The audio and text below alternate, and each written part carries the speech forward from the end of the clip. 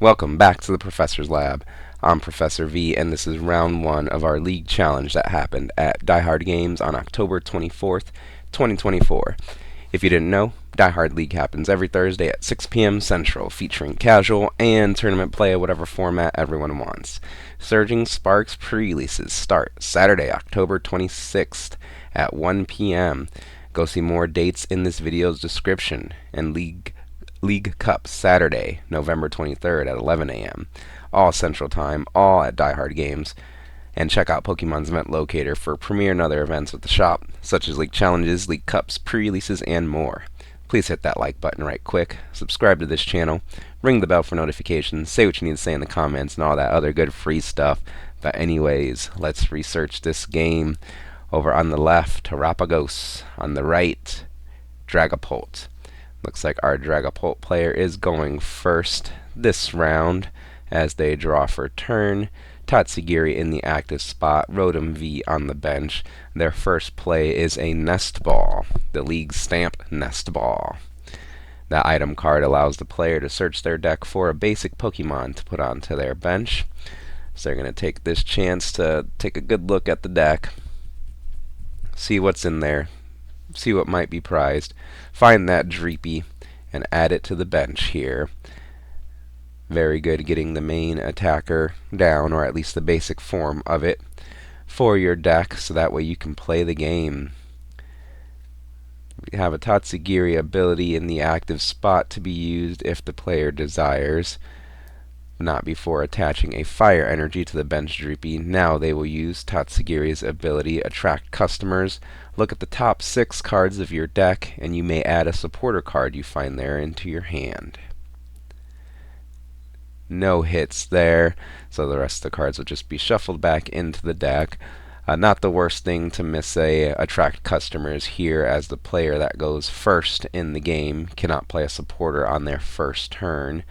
Would have been nice to maybe have thinned the deck out a little bit and make the next top deck that much better, but the player is going to end the turn here with an instant charge on Rotom V, draw 3 cards, and then your turn is over. Play will start over on the left-hand side here, our Terapagos side, as they play a Nest Ball in order to search their deck for a basic Pokemon to add to the bench. We have the main attacker, Terapagos EX, in the active spot. A couple of support Pokemon on the bench, that Pidgey and that Bouffalant. Bouffalant, of course, only comes online once there are 2 in play, 2 or more, maybe. Yeah, at least one other Bouffalant in play. So we'll talk about that later, as this Fan Rotom is found off of this Nest Ball. And then Fan Rotom uses its Fan Call ability. Once during your first turn, search your deck for up to 3 colorless Pokemon with 100 HP or less and put them into your hand. So the 3 targets here seem to be a second Bouffalant, a Bidoof, and a Hoot Hoot. I wonder if we have the area 0 to go with this all on this first turn.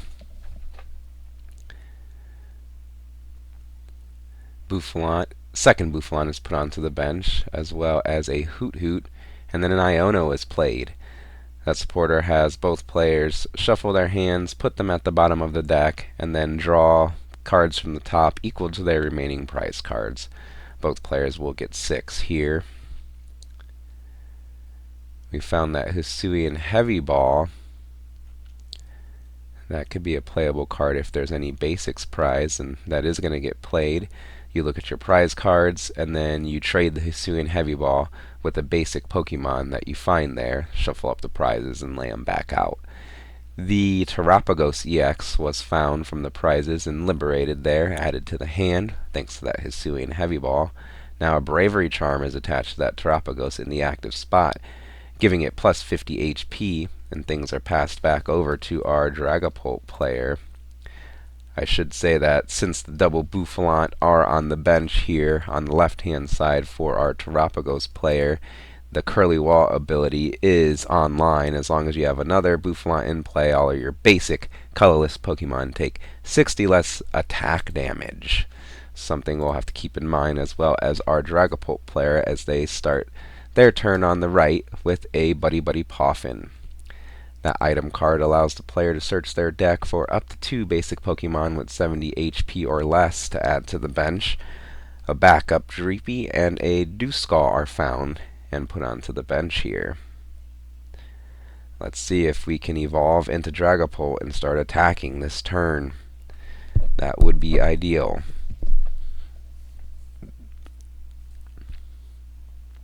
Arvin is the supporter of choice for this turn for our Dragapult player, and that supporter allows the player to search their deck for a item card and a tool card to add to the hand.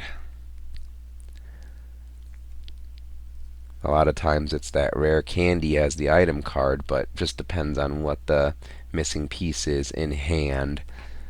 A tool card that's popular to grab is that Sparkling Crystal. We're seeing it eyed up here. So yeah, those are the grabs. Sparkling Crystal and Ultra Ball, actually. Yeah, Sparkling Crystal and Ultra Ball. Our player is going to play that Ultra Ball now. Ultra Ball has you discard 2 cards in order to search your deck for a Pokemon, basic or evolution. Sad seeing that Radiant Charizard get discarded there, as well as the counter catcher, but the Charizard can be brought back with recovery cards later, as that Ultra Ball finds the Dragapult EX.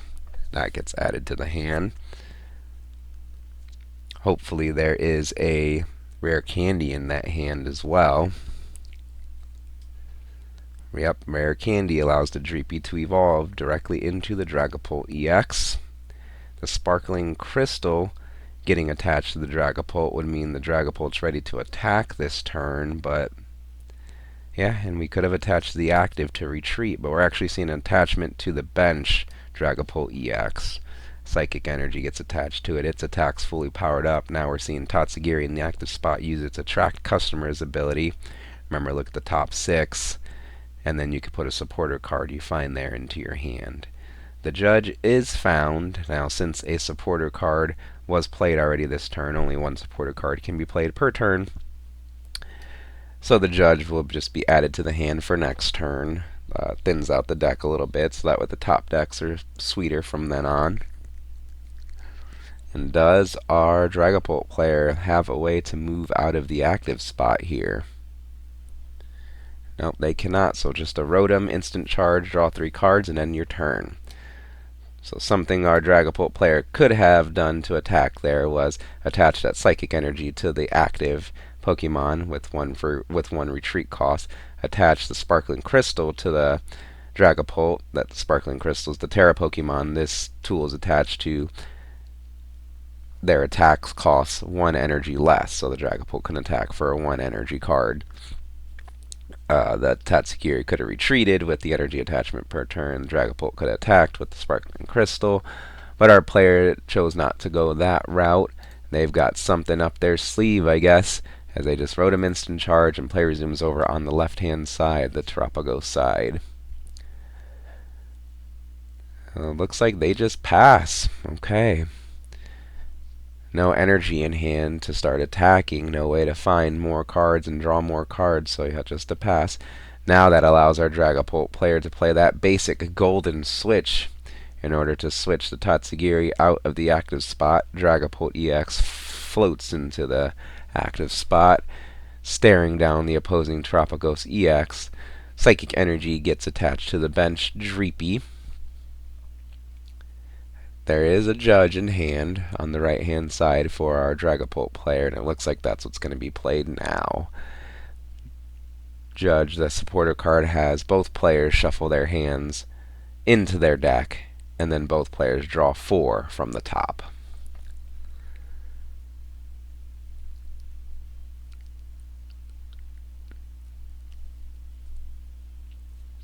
Something else our Dragapult player could have done was attract customers to see if they find a supporter card that they want a little bit more than the Judge before playing the switch and the Judge, but this is probably just fine as it caused some disruption for the opponent.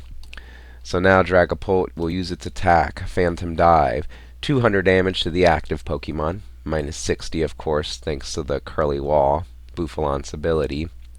And then 6 damage counters can be placed on the opponent's bench Pokemon in any way the Dragapult player likes. 6 damage counters were put onto that Pidgey that were on the bench. Pidgey only has 60 HP, so it was KO'd and the first prize card of the game was taken. Now play resumes over on the left-hand side here as our Terapagos player puts that Area 0 Underdepths into play. Now they're playing an Ultra Ball, discarding Radiant Jirachi and Arceus V-Star in order to search their deck for a Pokemon, and it will be that Noctowl. Noctowl has the Jewel Seeker ability whenever there's a Terra Pokemon in play, and then Hoot evolves into Noctowl, you may search your deck for up to 2 trainer cards to put into your hand. The Area 0 Underdepth Stadium, of course, says if a player has a Terra Pokemon in play, their new bench size grows from 5 to 8. Nest Ball and Professor's research found off of this Noctowl Jewel Seeker here. Nest Ball then finds a Pheasantipede EX in order to put onto the bench. Since there was a KO taken on the opponent's last turn, Pheasantipede EX's Flip the Script ability is online. Professor's research is played now, discarding the hand and drawing 7 fresh new cards. Let's see if they can find that double turbo energy to start attacking. With a new bench size of 8, another Terapagos EX is put onto the bench. Pheasantipede now uses its Flip the Script ability to draw 3 cards since there was a KO taken on the opponent's last turn. Arceus V is found and put onto the bench. We've got one more bench slot if the player really wants to go wide here, and they're debating on it with this Bidoof or not. Okay, Gift Energy attached to the active Terapagos EX. So we're still missing that double turbo energy. Bidoof put onto the bench, and things are passed back over to our Dragapult player. No 60 HP currently on the bench, so no free prize card can be taken with the Phantom Die damage counter placement. So the Dragapult player on the right-hand side attaches a Fire Energy to the bench Dreepy. I see Rare Candy in hand, but no Dragapult EX to evolve that Dreepy into. Aha! That Ultra Ball can produce a Dragapult EX.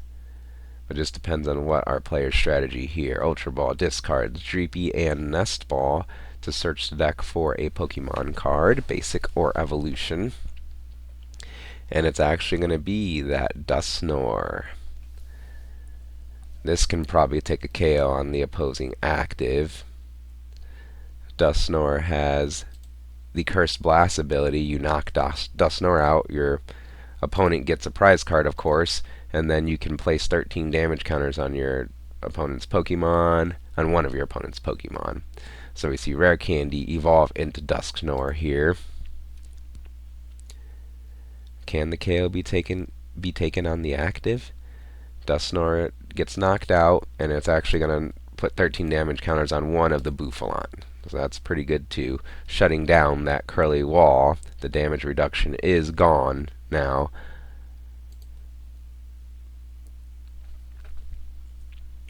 And Dragapult EX uses its Phantom Dive ability to deal 200 damage to the active Terapagos EX. Since their curly wall is no longer a factor, that does take the KO. And 6 damage counters can be placed on the opponent's bench. 2 going on to the Arceus V, bringing it down to 200 HP remaining. 1 on the Bidoof, bringing it down to 60 HP remaining. 1 on the Fan Rotom to do the same thing, 60 HP left for that, and 1 more on the Pheasantipede, bringing it down to 200 HP remaining. You guys do some quick maths in your head, you can see that was some very smart damage counter placement there. As play resumes over on the left-hand side for our Terapagos player, they find that double turbo energy, attach it to the active. They used a Night Stretcher to bring back the Arceus V-Star from the discard pile. They put it back into the hand and then evolve on the bench there. Now they're going to use Pheasantipede EX, flip the script to draw 3 cards. Another Night Stretcher's found, so we're going to see that Bouffalon return back to the field immediately. Curly Wall is online. colorless, basic, normal type Pokemon take 60 less damage with that Curly Wall, as an Ultra Ball is played now, discarding 2 cards in order to find the Bibarel. Bibarel evolves on the bench there, and an Arven is played. That supporter has the player search the deck for a tool card, that Hero's Cape, plus 100 HP to the Pokemon it's attached to, and a Super Rod to shuffle back some Pokemon into the deck from the discard pile whenever the player chooses to do so. The Hero's Cape gets attached to the active Terapagos EX, 330 HP that basic Pokemon has now with that Ace Spect tool card. And it looks like Super Rod is being played currently. Yep. Super Rod allows you to shuffle up to 3 Pokemon from your discard pile back into your deck. So we see the Terapagos, Radiant Jirachi, and Pidgey get shuffled back into the deck here. Our Terapagos player is reloading and preparing for the rest of this game here.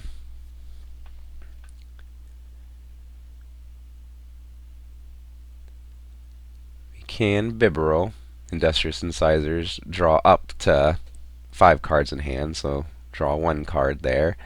Now we're using Arceus V-Star, V-Star Power, Star Birth. When you flip that V-Star marker, you search your deck for 2 cards, any 2 cards. You don't even have to show your opponent. Looks like one was a Terapagos. I didn't quite see the other card there. Boss's Orders, I think.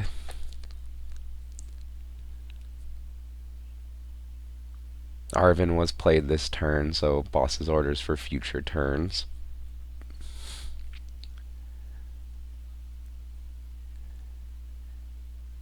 And we have an attack on the opposing active, at least set up, as the Terapagos EX is put onto the bench.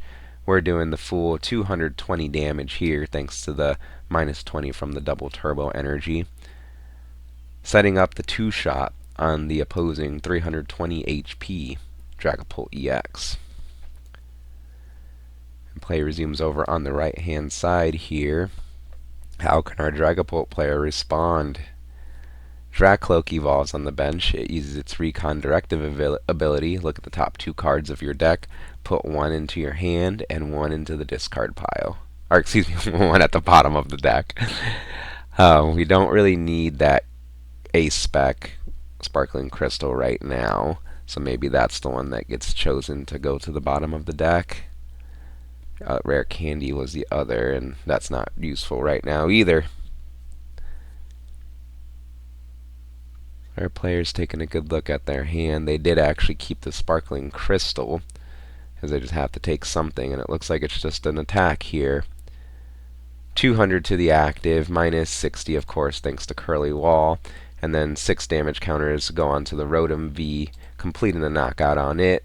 1 prize card remaining for our Dragapult player here, as our player on the left, the Terapagos player, responds with the Sharon's Care. That supporter card says if a colorless Pokemon has any damage counters on it, you can return it and all cards attached to it to your hand, completely undoing the attack that happened last time. It goes to the hand, replacement Terapagos EX moves into the active spot. That double turbo energy gets attached to it, as well as the Hero's Cape. A brand new, fresh 330 HP basic in the active, as Pheasantipity EX uses Flip the Script to draw 3 more cards. And are we just punching again? Yep. For 200 damage, I believe. Or no, it'd be 220 minus 30. So 190. Enough to clean up the KO on the opposing Dragapult EX. As Tatsugiri moves into the active spot over on the right hand side and play resumes there, Pheasantipity EX found and put onto the bench. Flip the script of their own over on Dragapult's side to draw 3 cards. I see a Boss's Orders in hand. That can usually close out games. We just need to find a Dragapult EX. Rescue board put onto the active Tatsugiri, giving it free retreat virtually as it retreats into the Dracloak. There we go. Dragapult EX evolves into the active spot. Boss's Orders will bring up the Bouffalant. Dragapult EX will deal 200 damage on it, taking the last prize card of the game. What a way to kick off our league challenge here. What'd you think of this video and the commentary? Please leave feedback in the comments. Like this video, subscribe to this channel. Thank you for watching, and I'll see you next time in the Professor's Lab.